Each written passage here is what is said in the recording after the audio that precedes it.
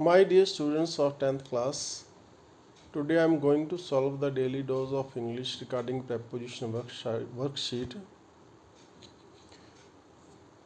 Preposition worksheet directions. Locate the preposition in the sentence and circle or underline them. Each sentence contains at least two prepositions. ਕੀ ਕਰਨਾ ਹੈ ਆਪਾਂ sentence ਅੱਗੇ ਦਿੱਤੇ ਹੋਏ ਉਹਦੇ ਵਿੱਚ ਪ੍ਰੈਪੋਜੀਸ਼ਨਸ ਦਿੱਤੀਆਂ ਹੋਈਆਂ ਔਰ ਘੱਟੋ ਘੱਟ ਦੋ ਪ੍ਰੈਪੋਜੀਸ਼ਨ ਹਰੇਕ ਸੈਂਟੈਂਸ ਦੇ ਵਿੱਚ ਆ ਅਸੀਂ ਉਹ ਲੱਭਣੀਆਂ ਇਹ ਵਰਕਸ਼ੀਟ ਹੈ preposition the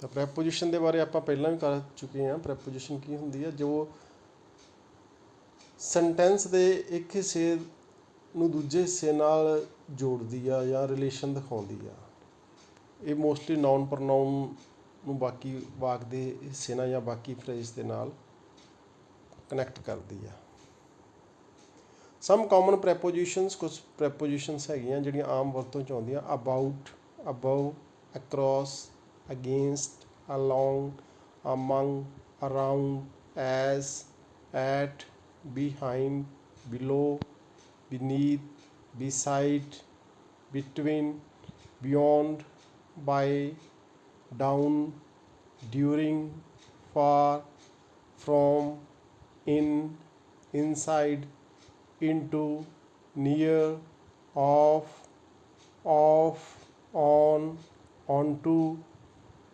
outside, over, past, since, then, through to, toward, under, until, up, upon, with, within and without.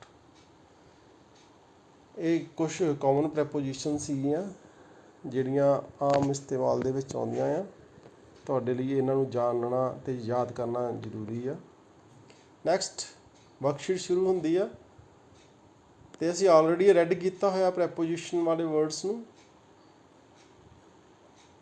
First sentence ਆ we cut through the fence and snuck into the secret government base ਇੱਕ story compile ਕੀਤੀ ਹੋਈ ਇਕੱਠੀ ਕੀਤੀ ਆ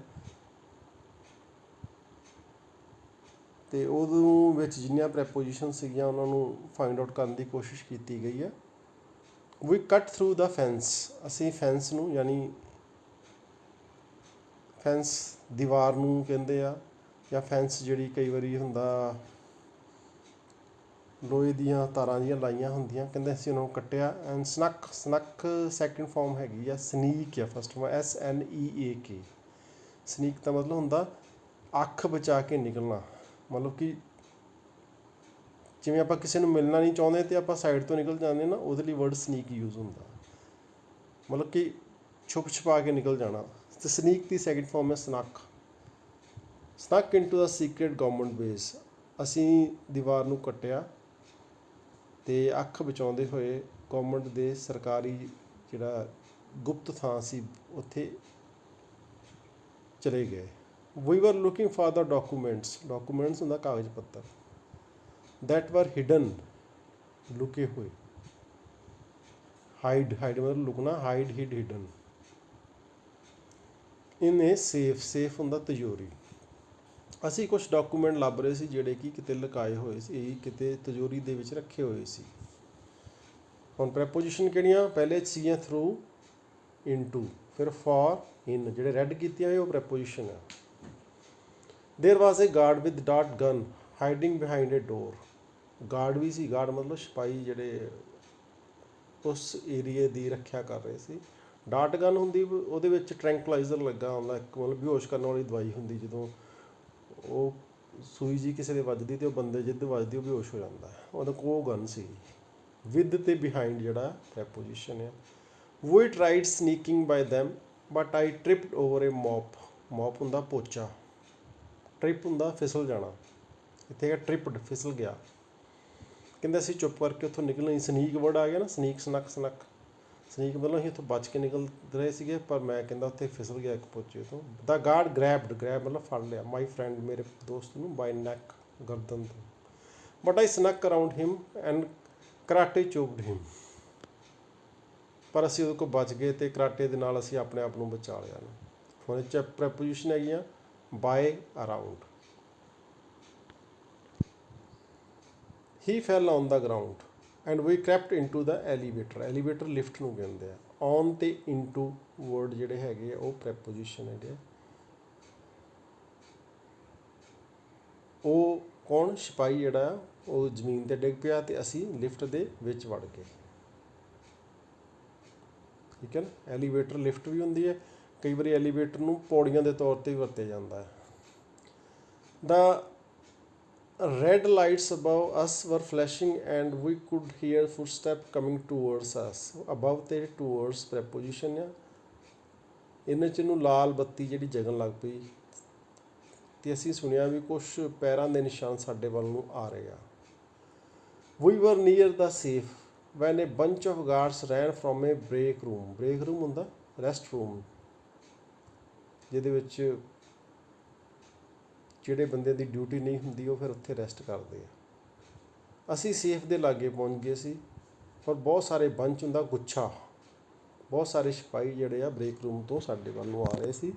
near ਤੇ from preposition ਆ. We hid under a cardboard box and they ran by us.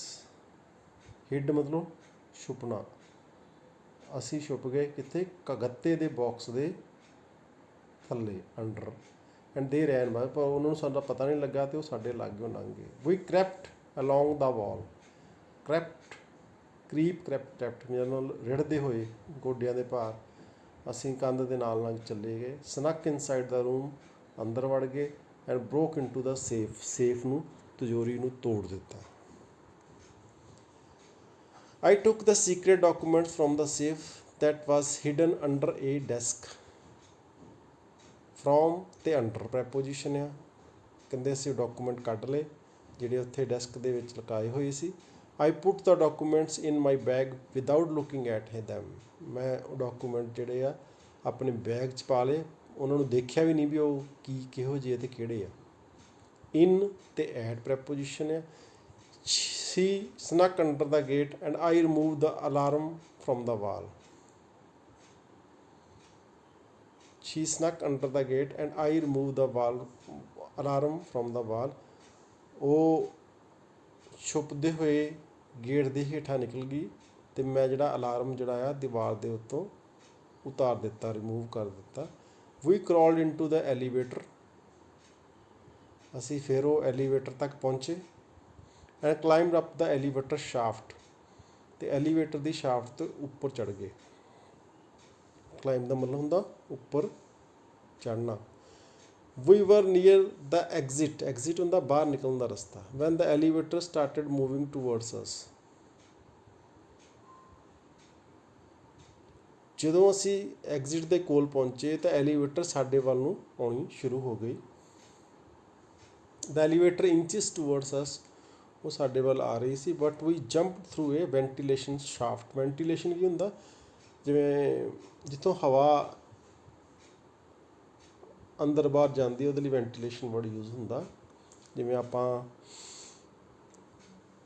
ਘਰਾਂ ਦੇ ਵਿੱਚ ਦਰਵਾਜ਼ਿਆਂ ਦੇ ਉੱਤੇ ਵੈਂਟੀਲੇਟਰ ਲਾਏ ਹੁੰਦੇ ਆ, ਤਾਂ ਕਹਿੰਦੇ ਅਸੀਂ ਜੰਪ ਮਾਰ ਕੇ ਵੈਂਟੀਲੇਟਰ ਸ਼ਾਫਟ ਤੋਂ ਬਾਹਰ ਆ ਗਏ.